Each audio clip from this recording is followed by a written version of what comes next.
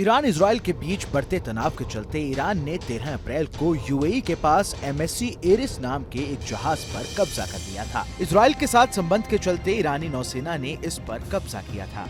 इस जहाज का क्रू भारतीय था। ऐसे में भारतीय विदेश मंत्रालय ने इस मामले में तुरंत हस्तक्षेप किया। रिपोर्ट्स की माने तो इस जहाज पर 17 भारतीय सवार थे, लेकिन अब इस मामले में एक बड़ी खुशखबरी सामने आई है।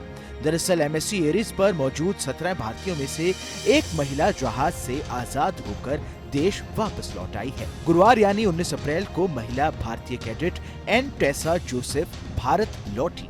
वो केरल के कोचीन एयरपोर्ट पर लैंड हुई, जहां रीजनल पासपोर्ट अधिकारी ने उनका स्वागत किया। एन टेसा ने देश लौटते ही सबसे पहले विदेश मंत्रालय को धन्यवाद कहा। मीडिया रिपोर्ट्स के मुताबिक एन टेसा ने कहा, विदेश मंत्रालय के सीधे हस्तक्षेप की वजह से ही मैं इतनी जल्दी आ पाई हूँ। ईरान में जहाज पर बिताए समय के बारे में बताते हुए उन्होंने कहा, मुझे उम्मीद नहीं थी कि ऐसा कुछ हो सकता है। जहाज पर हमें किसी भी तरह की परेशानी नहीं हुई। जहाज को कब्जे में लेने वाले लोगों ने हमारे साथ अच्छा व्यवहार किया। हमें खाने पीने की कोई दिक्कत नहीं थी।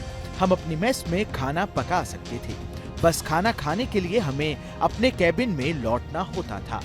एन टेसा ने आगे कहा, मुझे पता था कि युद्ध चल रहा है, लेकिन जहाज को बंधक बनाए जाने की आशंका नहीं थी। भले ही उन्होंने जहाज को जब्त कर लिया, लेकिन उन्होंने चालक दल के साथ बहुत अच्छा व्यवहार किया। वहाँ मेरे साथ केरल के 4 और लोग हैं। भारत सरकार शिप पर फंसे बचे लोगों को निकालने के लिए लगातार प्रयास कर रही है। वहीं एन टेसा जोसेफ की वतन वापसी पर विदेश मंत्री एस जयशंकर ने भी खुशी जताई। उन्होंने एक्स पर लिखा कि इंडियन एम्बेसी ने शानदार काम किया है। खुशी है कि एन टेसा जोसेफ घर पहुंच गई हैं। मोदी की गारंटी देश या विदेश सभी जगह काम करती है। आपको बता दें कि दरअसल इजराइल पर हमले से पहले ईरान ने भारत आ रहे पुर्तगाल के झंडे वाले MSC एरिस जहाज को ओमान की खाड़ी में हुमार्स पास से जब्त किया था। ये शिप एक इजरायली अरबपति का था और भारत आ रहा था।